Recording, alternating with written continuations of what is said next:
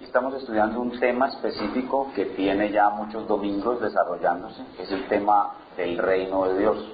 Y en ese tema más amplio hay varios capítulos que hemos ido desarrollando. Hemos mirado, por ejemplo, el desarrollo histórico del reino de Dios, y luego miramos los misterios del reino de Dios, y ahora estamos estudiando la justicia del reino de Dios.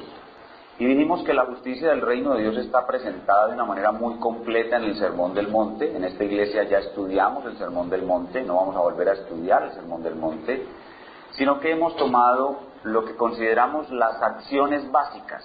¿Cuáles son las acciones básicas que todo creyente tiene que realizar para vivir a la altura de la justicia de Dios, de la justicia del reino de Dios?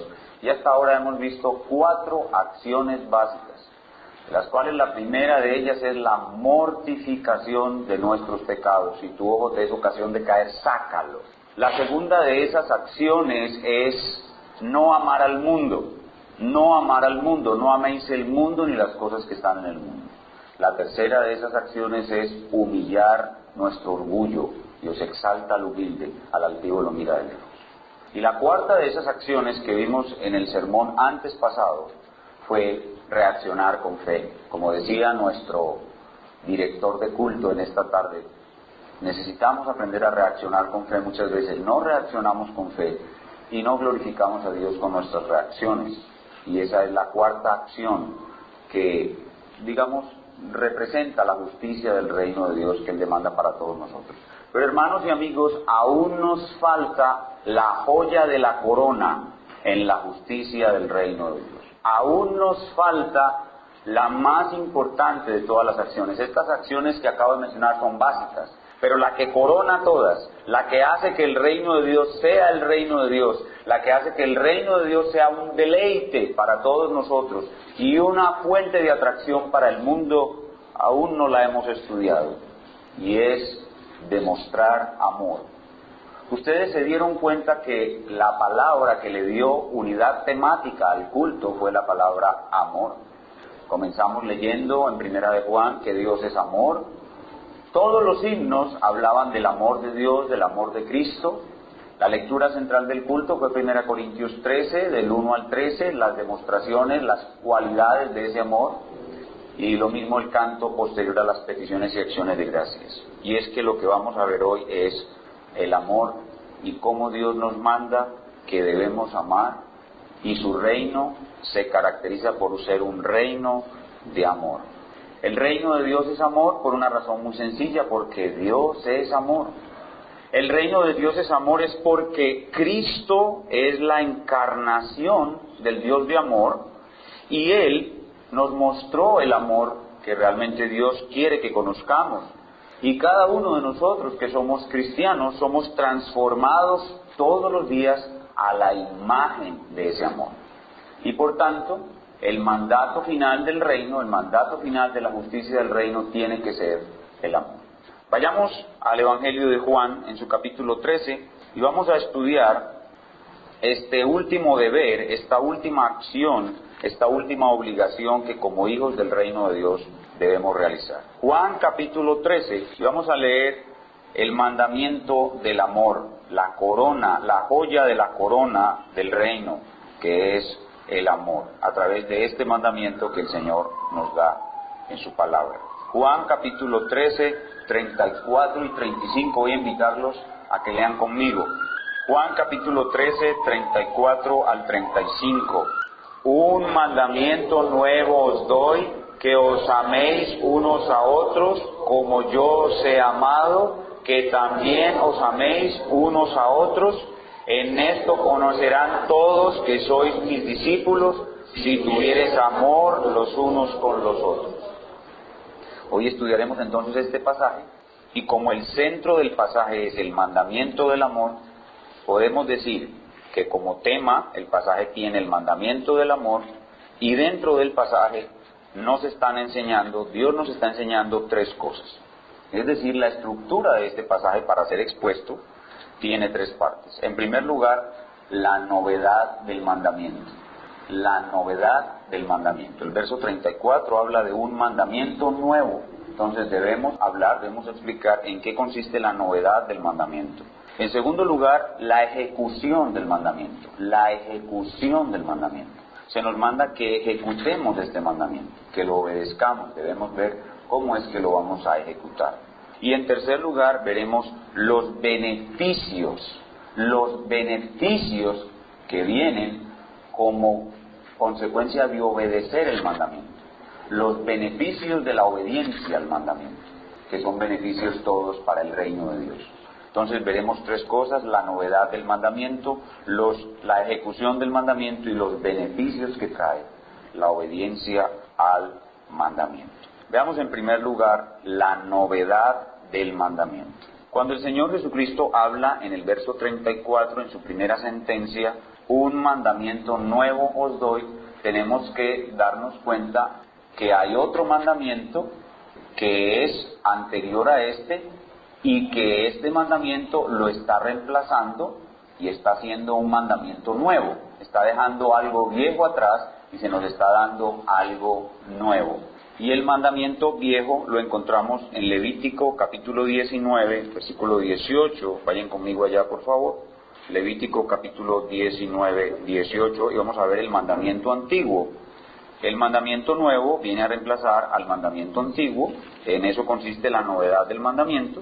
Y aquí tenemos el mandamiento antiguo en Levítico 19, 18.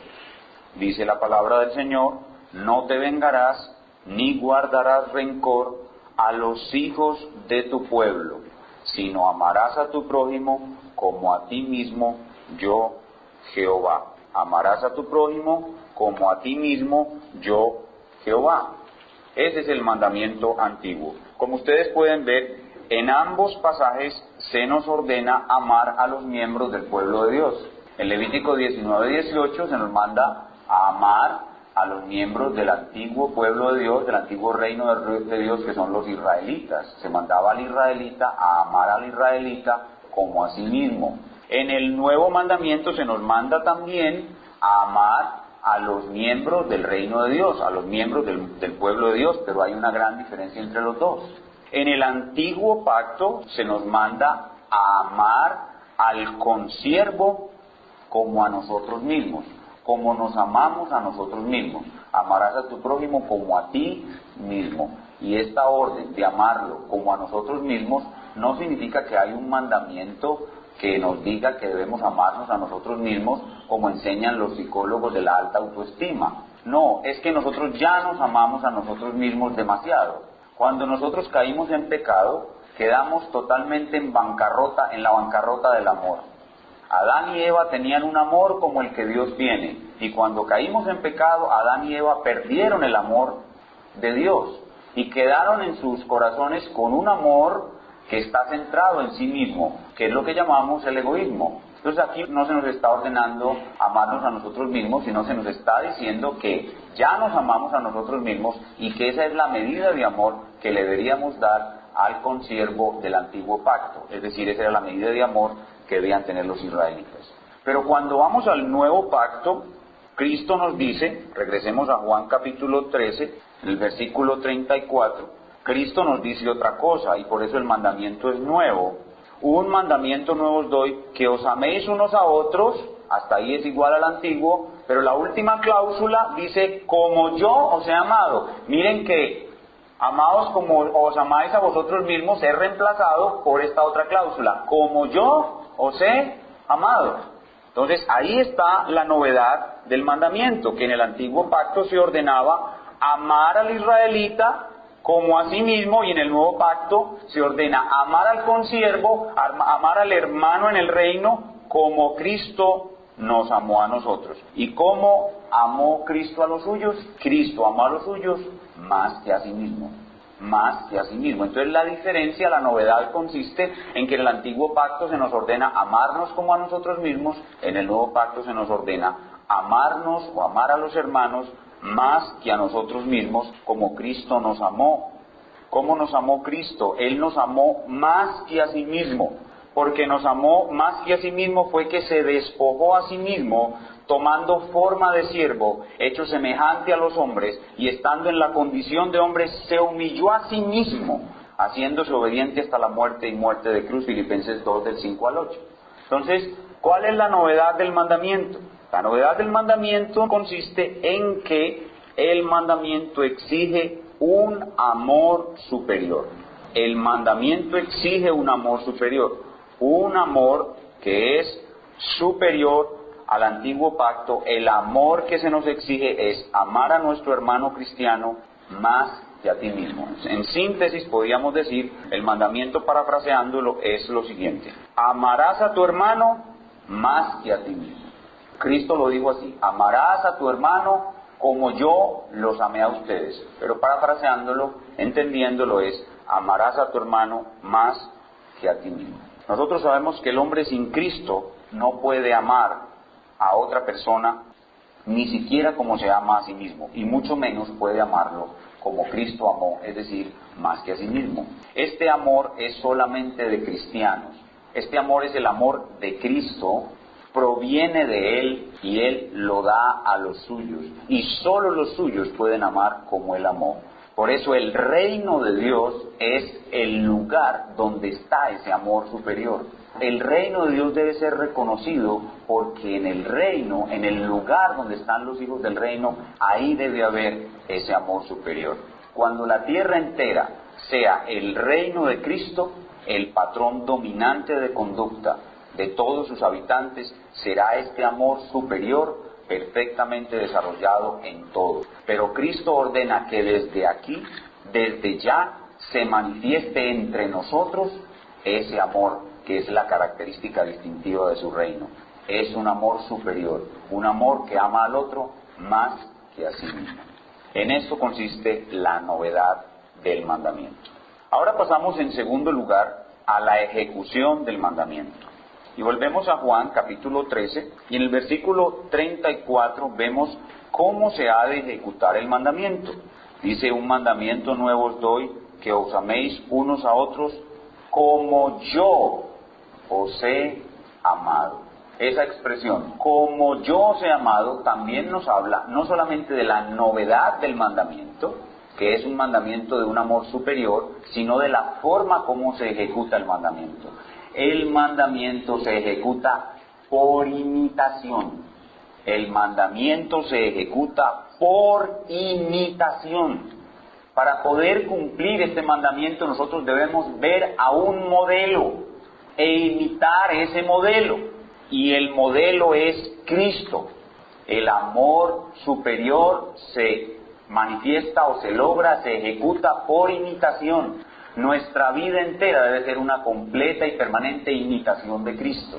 El amor superior se logra, se manifiesta por imitación, por una imitación de Cristo. Y Cristo modeló durante su vida, y quedó registrado en el Nuevo Testamento, modeló todas las manifestaciones de este amor superior.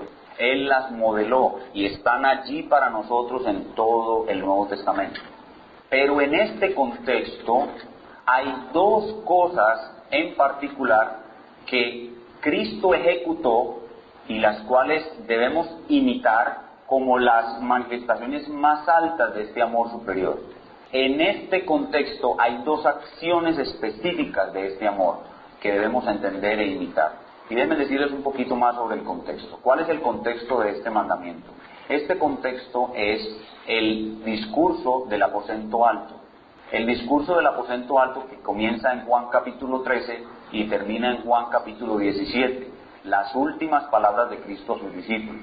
Cuando estaban teniendo el lavatorio de los pies, luego sale Judas y luego Jesús da un largo discurso que termina en Juan 17 y que se llama el discurso del aposento alto. Y ese es el contexto de nuestro pasaje. El contexto de nuestro mandamiento es ese discurso del aposento alto. Y ahí, sin duda alguna, la palabra clave es la palabra amor. Y ese amor que Cristo demanda de nosotros para que se lo mostremos a los hermanos de la iglesia, en ese contexto, Cristo mismo lo manifiesta o lo modela ejecutando dos acciones, que son lavar los pies de los discípulos y morir por ellos. Lavar los pies de los discípulos y morir por ellos. En ese contexto, Jesús presenta estas dos acciones como la parte más alta de ese amor superior. El amor superior que se nos exige, el Señor lo modela ejecutando dos acciones. La primera es lavar los pies de sus discípulos y la segunda es morir por ellos. Al presentar esas dos acciones, que son las más altas, con esas dos incluye todas las otras posibles manifestaciones de amor que podemos decir son más pequeñas que estas dos, pero al modelar esas dos, las incluye todas las demás. Veamos cada una de estas dos manifestaciones de amor, de este amor superior que se nos exige, modeladas por Cristo y aplicadas al mismo mandamiento que Él nos dio. Veamos primero el lavar los pies de sus discípulos. Comencemos entonces leyendo Juan capítulo 13, que es donde comienza el contexto. Y veamos lo que dice en el versículo 1. La primera acción que Cristo modeló para mostrarnos este amor superior que Él mismo nos está exigiendo es que Él lavó los pies de sus discípulos. Y en el verso 1 del capítulo 13 leemos lo siguiente. Antes de la fiesta de la Pascua, sabiendo Jesús que su hora había llegado para que pasase de este mundo al Padre, como había amado a los suyos que estaban en el mundo, los amó hasta el fin. Como había amado a los suyos que estaban en el mundo, los amó hasta el fin. Es decir, el Señor venía amándolos desde que entró en relación con ellos. Los amó y los amó. Cuando llega a Juan capítulo 13, cuando vienen los eventos del aposento alto, de ahí en adelante, el Señor entra en la fase de mayor angustia de su ministerio. A partir de ahí su muerte está muy cercana y su alma se angustia en gran manera. ¿Y qué dice el texto? Que a pesar de la angustia que iba entrando en su corazón a medida que se acercaba a su muerte, Jesús los amó hasta el fin. Entonces la primera enseñanza que nos muestra de esta acción de lavar los pies es que este amor superior, este amor que se nos exige, que es un amor que ama más que a nosotros mismos, no es un sentimiento. No es un sentimiento que se deteriora cuando yo sufro. El amor superior que Cristo me exige no es un sentimiento que se deteriora cuando yo sufro. Dice la palabra de Dios, los amó hasta el fin. No se deterioró por la angustia que Cristo estaba viviendo. Es un amor que permanece, como leíamos en Corintios, nunca deja de ser. Es un amor que no se deteriora cuando yo estoy sufriendo. Más bien este amor es una acción deliberada de servicio. Es un amor inquebrantable que ama hasta el fin. Este amor superior, y recordemos aquí que este amor superior no es para la esposa, sino para el hermano en Cristo, aunque es igual al amor que el esposo le debe a su esposa. El amor de los esposos debe tener también esa característica: no se deteriora cuando sufro. No se deteriora cuando sufro. No depende de mi estado emocional. Es un amor volitivo, es un amor decisional. No se deteriora cuando sufro. Así sucede entre los esposos. Pero recordemos que aquí no se está hablando de esposos. Se está hablando de que así debemos amar al otro que es creyente, al hermano. En esto conocerán que son mis discípulos si tuvieran amor los unos con los otros. Es muy parecido al amor entre esposos, que no se deteriora cuando se sufre. No se deteriora cuando se tienen problemas. No se deteriora con las incompatibilidades. Así debe ser el amor de los esposos. Pero aquí no se está hablando de esposos. Se está hablando de hermanos en Cristo, uno con el otro. Dos creyentes en la misma iglesia. No se deteriora cuando sufro. No se deteriora cuando hay obstáculos, no se deteriora cuando voy en un camino de angustia, no se deteriora por inconvenientes, no se deteriora. Los amó hasta el fin. ¿Y por qué decimos que es un amor decisional y voluntario? Porque Jesús enseguida, a pesar de que su alma estaba entrando en angustia, Él toma una decisión, algo de su voluntad, y ejecuta una acción de amor. La acción de ese amor superior que primero se nos presenta es lavarles los pies a ellos. Eso es una acción de amor. Veámoslo en el versículo 2. Y cuando cenaban, o sea, noten que en el verso 1 primero nos anuncia su amor. Nos está anunciando su amor que no se deteriora, que va hasta el fin. Y ahora actúa, ese amor actúa. Verso 2, y cuando cenaban, como el diablo ya había puesto en el corazón de Judas Iscariote, hijo de Simón, que le entregase, sabiendo Jesús que el Padre le había dado todas las cosas en las manos y que había salido de Dios y a Dios iba, se levantó de la cena y se quitó su manto y tomando una toalla se la ciñó, luego puso agua en un lebrillo y comenzó a lavar los pies de los discípulos y a enjugarlos con la toalla con que estaba ceñido. Ven, esto es una acción de amor. Esta es la manifestación de ese amor superior. Es una de las más altas, no es la única. Recuerden que Él los venía amando desde antes, pero esta es una de las más altas. Y nos la deja allí para que sepamos cómo se manifiesta ese amor superior. Se manifiesta sirviendo al otro como si yo fuera su esclavo. Lo que está haciendo aquí Cristo está tomando el lugar de un esclavo.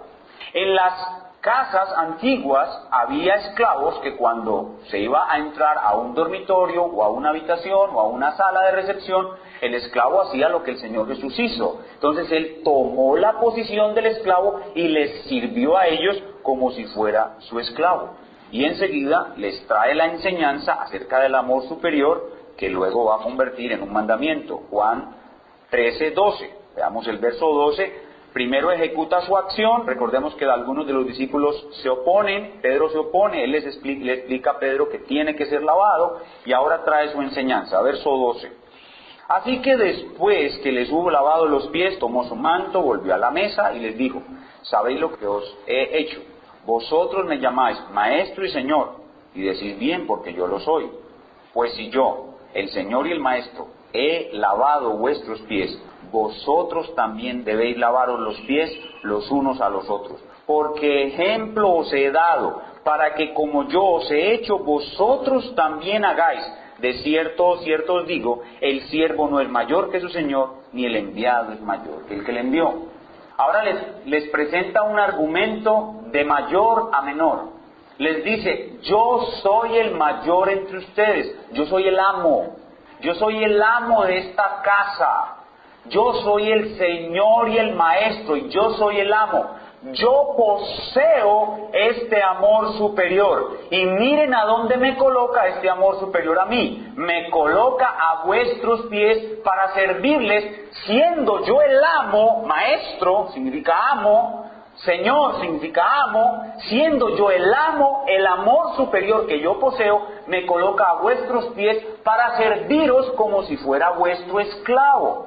Ahora, siendo yo mayor, ustedes son menores que yo, ahora ustedes deben hacer igual que yo. Si yo que soy mayor lo hice, ustedes que son menores deben hacerlos también los unos por los otros.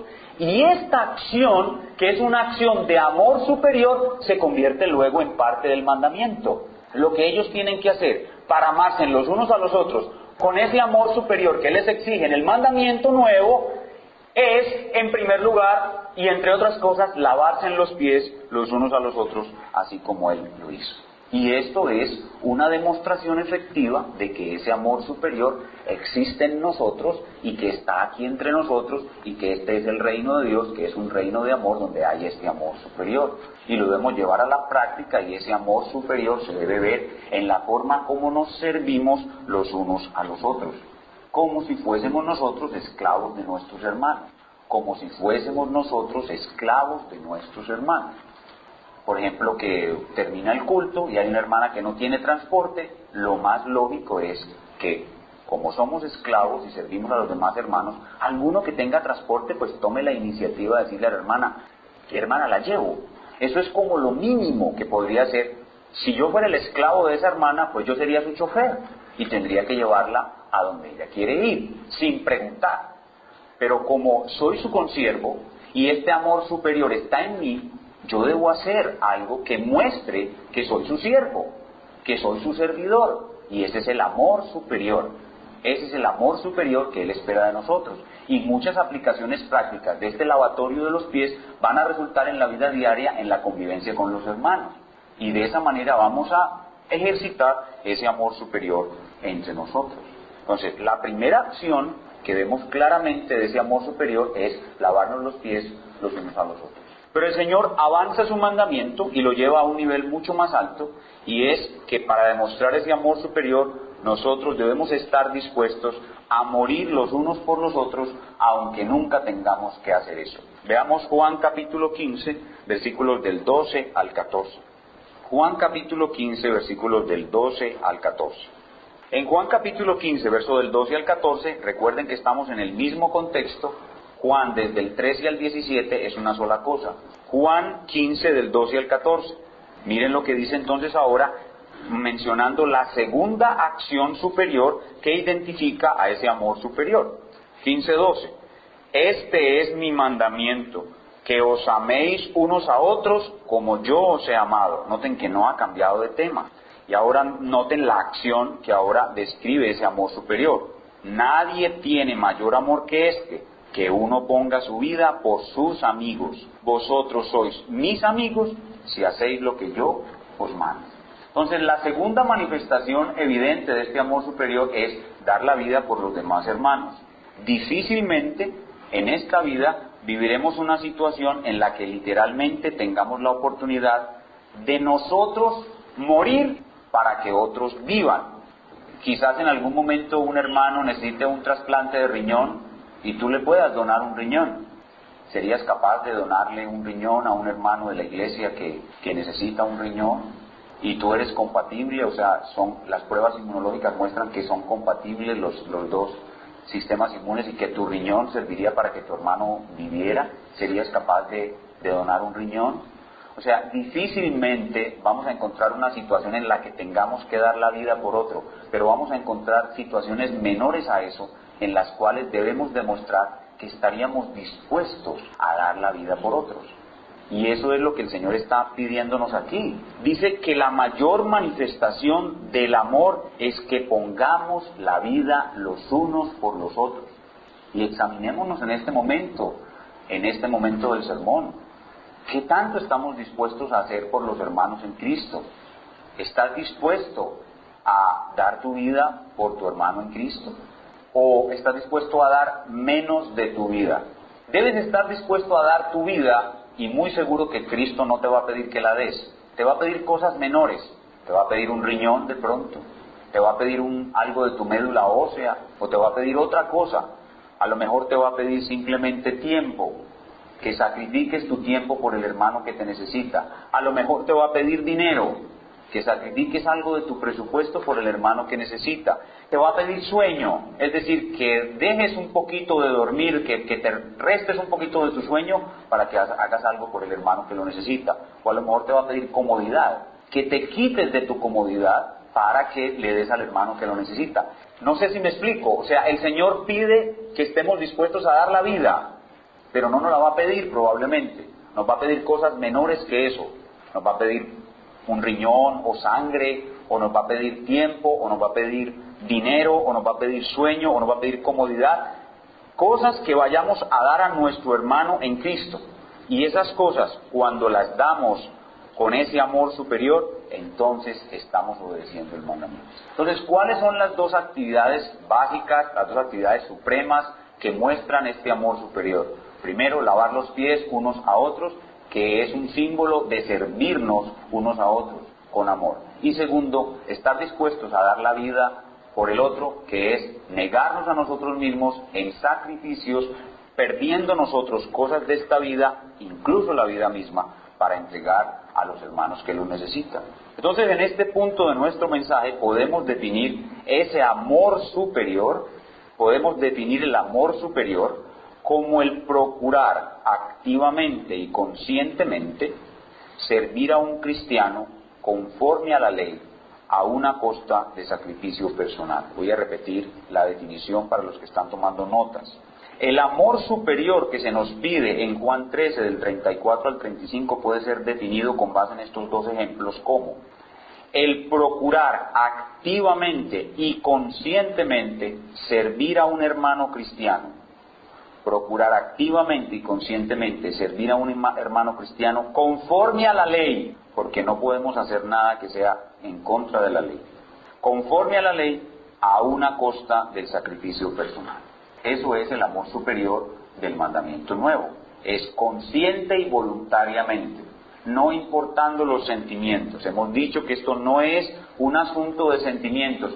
Yo no voy a servirle a mi hermano como esclavo solamente si me cae bien. Yo no voy a sacrificar tiempo, dinero, comodidad, sueño, etcétera, si el hermano me cae bien, si me la llevo bien con él. No, en este amor estas cosas no se tienen en cuenta. Debemos hacerlo independiente de los sentimientos, independiente de las dificultades que hayamos tenido con ese hermano. Simplemente lo hacemos por imitación de Cristo. La razón, la forma como ejecutamos el mandamiento es por imitar a Cristo. La única razón que tengo para servirle a mi hermano como esclavo o dar mi vida o algo menos que mi vida para él es porque él es de Cristo como yo. Porque Cristo está en él como en mí. Porque él ama a Cristo como yo, y yo imito a Cristo como él también. Entonces yo decido amar a mi hermano, sirviéndole como esclavo y sacrificando desde mi vida y ahí para abajo todo lo que él necesite. Así hayamos tenido problemas en el pasado, así haya cosas de mi hermano que me choquen, así él tenga un carácter difícil, así él haya hecho cosas que me hayan ofendido, no importa, es una decisión que yo tomo. A Cristo le chocaba el carácter temperamental de Pedro, sin duda. Al Señor Jesucristo le molestaba la impulsividad de Pedro y su orgullo, sin duda. Sin duda que a Cristo le molestaba eso de Pedro. Pero él le lavó los pies y murió por él.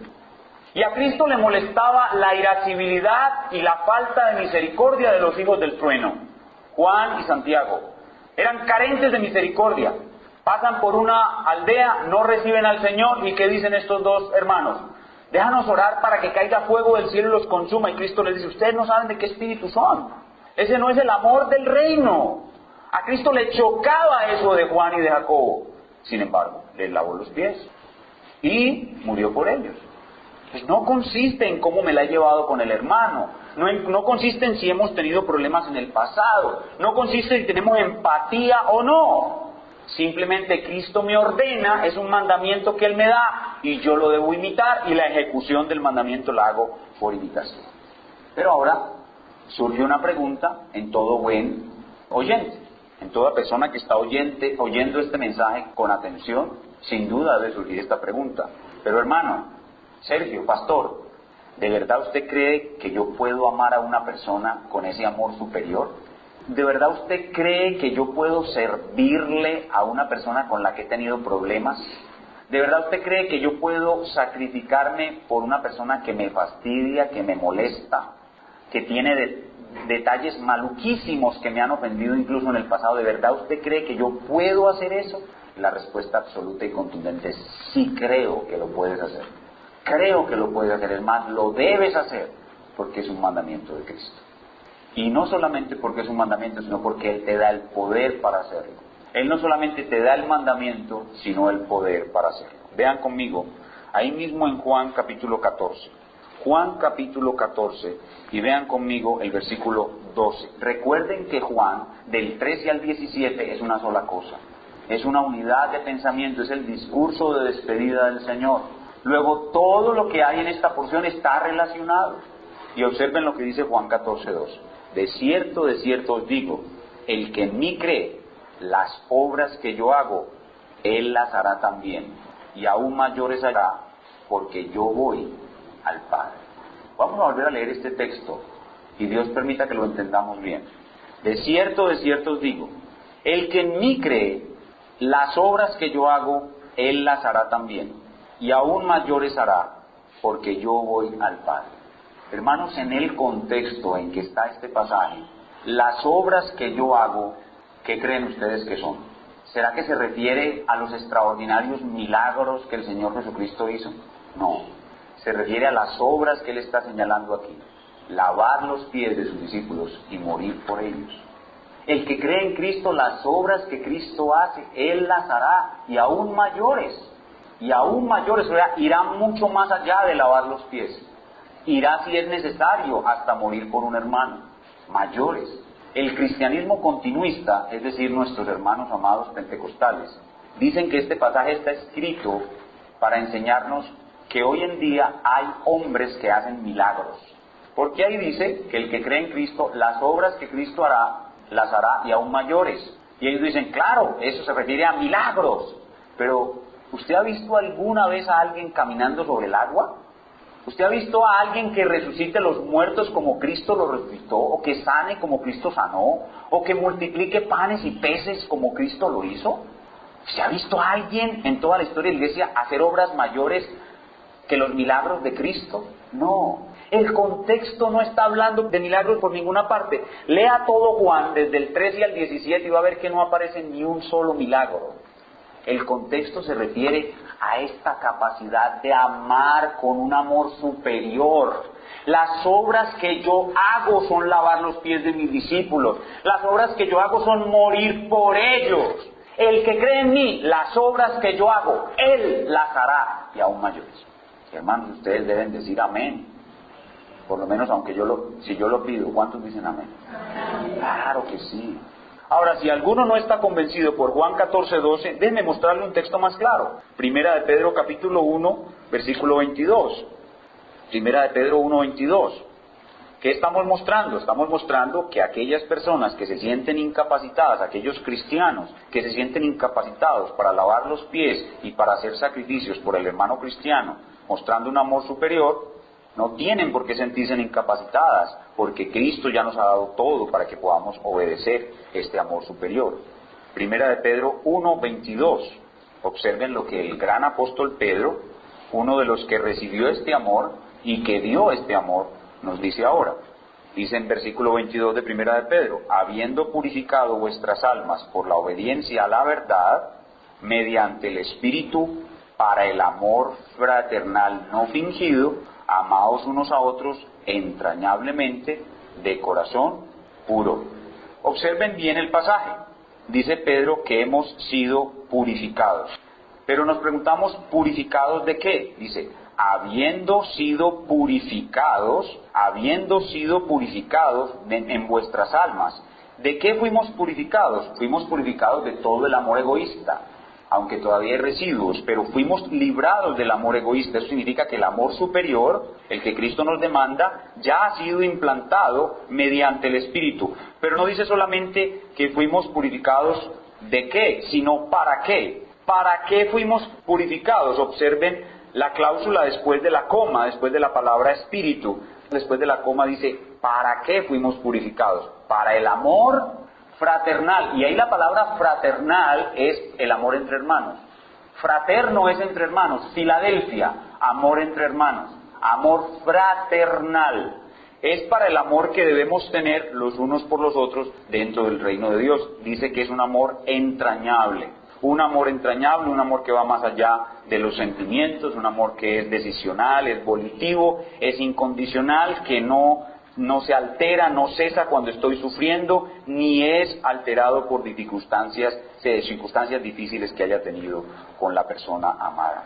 Entonces, según estos dos pasajes, Juan 14:12 y 1 de Pedro 1:22, el amor superior que Cristo demanda de nosotros ya está en nosotros.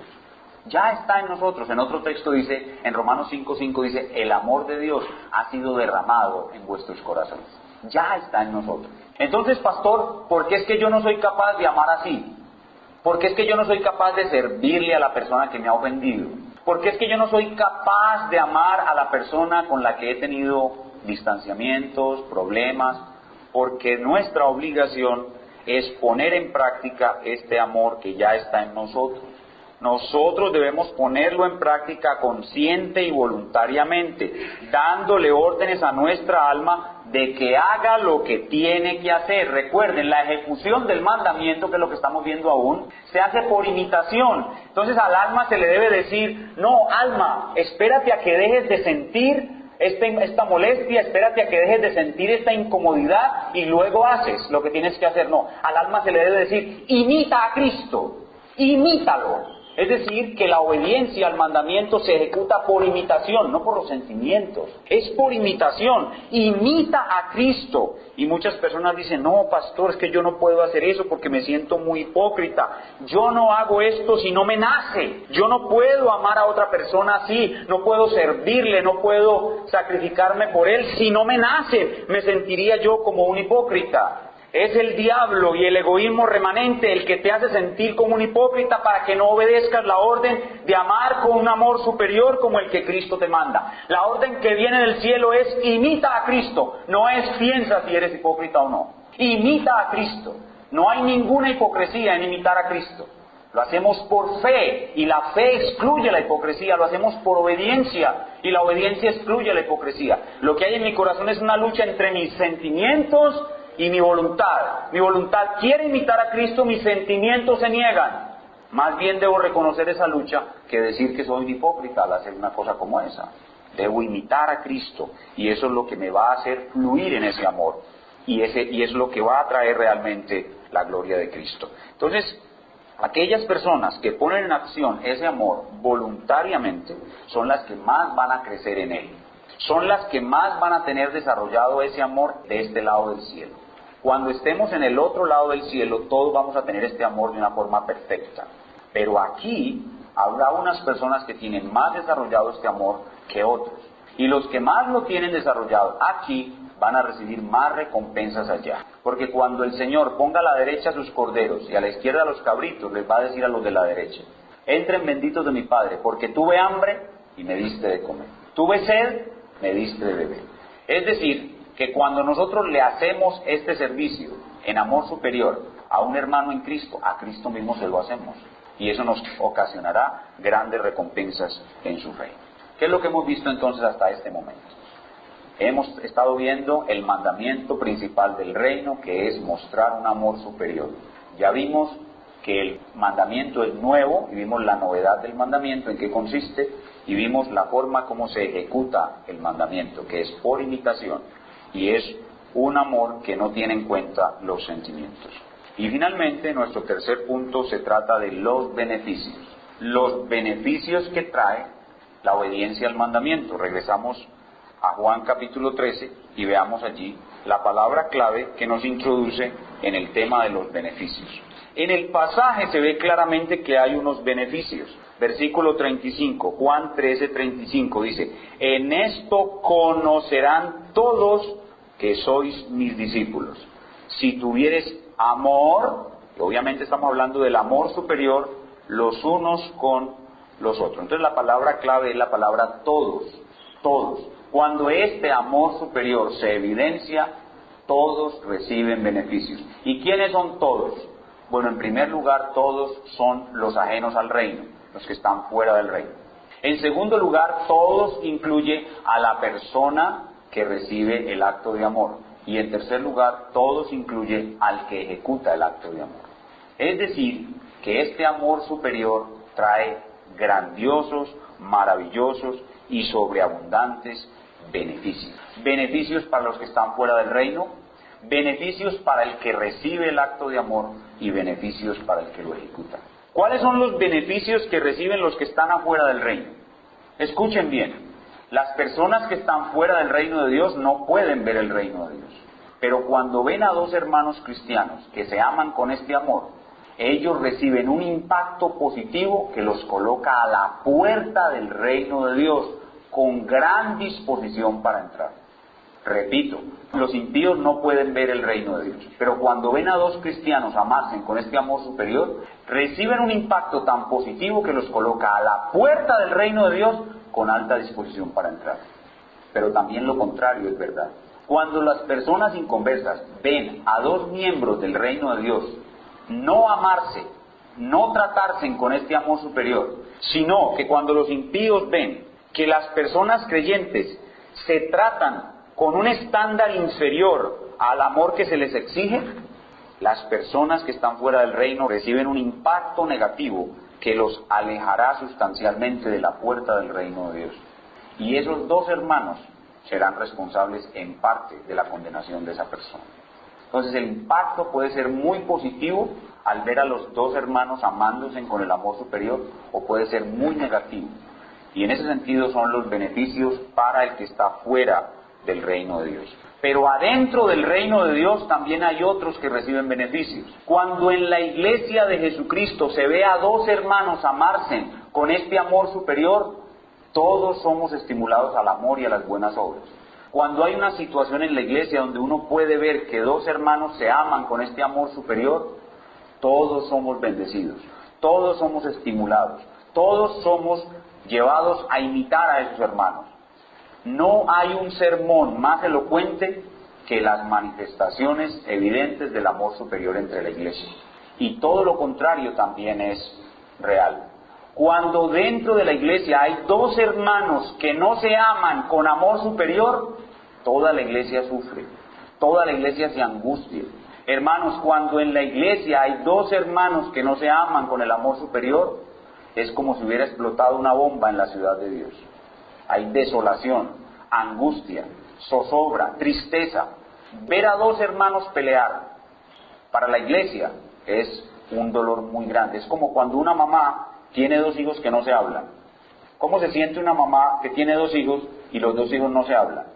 Hombre, es algo muy doloroso. Así sucede en la iglesia. Entonces, hay grandes beneficios cuando los dos hermanos se aman. Hay grandes beneficios. Dice, en esto conocerán todos que son mis discípulos. Cuando uno ve a los hermanos amarse, uno dice, qué bueno, qué maravilla. Uno se goza con ese amor. Pero cuando los ve disgustarse, es como si le arrancaran a uno el alma. Y cuando uno es pastor, sí que más.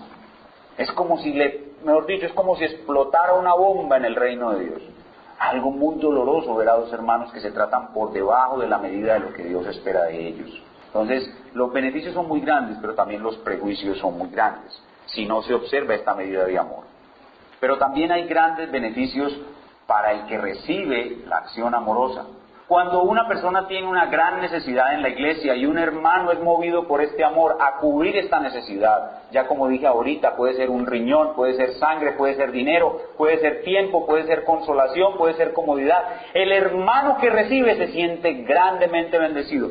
¿Por qué? Porque se siente amado y el ser humano necesita sentirse amado. ¿Y saben qué? Cuando un hermano ama a otro con este amor superior, el hermano sabe que ese amor vino de Dios, que usó a ese hermano como instrumento, pero se siente amado por Dios, y no hay nada que haga más feliz a un cristiano que recibir una dosis especial del amor de Dios. Pero hermanos, increíblemente, los beneficios no solamente son para los incrédulos afuera, para los creyentes adentro, para el que recibe el acto de amor, sino que los beneficios, ¿saben quién es el que recibe los más grandes beneficios? El que da el amor. El que lo da es el que más recibe beneficios. Y noten cómo el Señor tiene cuidado en este discurso final, discurso de despedida del aposento alto, de resaltar esos beneficios. Vayan conmigo a Juan 14 y vamos a ver cómo en dos lugares específicos del discurso el Señor resalta los beneficios para todos los que aman con este amor. Juan 14 del 21 al 24. Juan 14 del 21 al 24. Estamos hablando de los beneficios que recibe la persona que ama con este amor superior. El que tiene mis mandamientos y los guarda, el que tiene mis mandamientos y los guarda, ese es el que me ama. Y el que me ama, comiencen a ver los beneficios, será amado por mi Padre. Y yo le amaré, y miren, y me manifestaré a él. ¿Qué mayor beneficio? Hermano, ¿tú anhelas conocer más a Cristo? Bueno, la mejor manera es amar a los hermanos con este amor. Me manifestaré a él. Versículo 22. Le dijo Judas, no el Iscariote, Señor, ¿cómo es que te manifestarás a nosotros y no al mundo? Respondió Jesús y le dijo, el que me ama mi palabra guardará. Noten de nuevo el beneficio. Y mi Padre le amará. Y vendremos a él y haremos morada en él. Y ojo, ¿no están morando ya el Padre y el Hijo en nosotros cuando nos convertimos? Claro que sí. ¿A qué se refiere entonces aquí? A una dosis adicional. Algo especial del amor del Padre, algo especial del amor del Hijo. Pero noten que el Señor lo repite en el capítulo 15, versículos del 8 al 11. ¿Qué beneficio va a recibir el que ama con este amor? Oh, el Señor no se queda con nada, Él bendice a los que le obedecen. Juan 15, 8. En esto es glorificado mi Padre, en que llevéis mucho fruto y seáis así mis discípulos. El fruto que le está pidiendo aquí es ese amor. Como el Padre me ha amado, así también yo os he amado, permaneced en mi amor, es decir, el amor con que yo amo. 10. Si guardareis mis mandamientos, permaneceréis en mi amor, así como yo he guardado los mandamientos de mi Padre y permanezco en su amor. Versículo 11. Estas cosas os he hablado para que mi gozo esté en vosotros y vuestro gozo sea cumplido. ¿Cuál es la recompensa aquí? Es la permanencia en el amor. Es decir, cuando tú empiezas a amar de esta manera, el Señor te va a dar el permanecer amando así, y te va a dar algo más, gozo. Verso 11, a estas cosas os he hablado, para que mi gozo, el gozo de Cristo, hermanos, imagínense en el gozo de Cristo en vosotros, el gozo del Señor en vosotros. La Biblia dice que el gozo del Señor es nuestra fortaleza. Entonces hay abundantes recompensas para los que aman con este amor. Hermanos, hay un mandato para los que aman con este amor. Hay capacidad ya dada para amar con este amor. Y hay recompensas para los que aman con este amor. No nos queda más, sino que para terminar, exhortarnos a nosotros mismos a amar con este amor. Hermanos, nosotros ya tenemos la semilla de este amor en nuestros corazones. Solamente necesitamos, con fuerza de nuestra voluntad, obviamente llena de la gracia de Dios, impulsadas por el Espíritu de Dios, poner en práctica este amor. Amar al hermano en Cristo con este amor superior es lo que Dios está demandando de ti. Él espera que hagas eso. Es la joya de la corona de la justicia del reino. Es lo que más Dios espera de ti, que ames a los hermanos con este amor. Y a las personas que aún no han entregado su corazón a Cristo, debemos mostrarles el gran amor con que Dios ama a los suyos y decirles que no deben rechazar este gran amor. El gran amor con que Dios ama a los suyos es la seguridad de que vas a ser salvado. Debes recibir este amor y no rechazarlo. Es tu pecado el que te impide aceptarlo. Debes reconocer tu pecado y aceptar este amor. Es un amor muy grande el que Cristo nos dio y que Él mismo demanda de nosotros. Entonces, ahora, cuando salgamos de este lugar, vamos en oración al Señor y pidámosle, Padre, que nosotros podamos, de aquí en adelante, los que ya somos cristianos, poner en práctica este amor que tú nos has dado.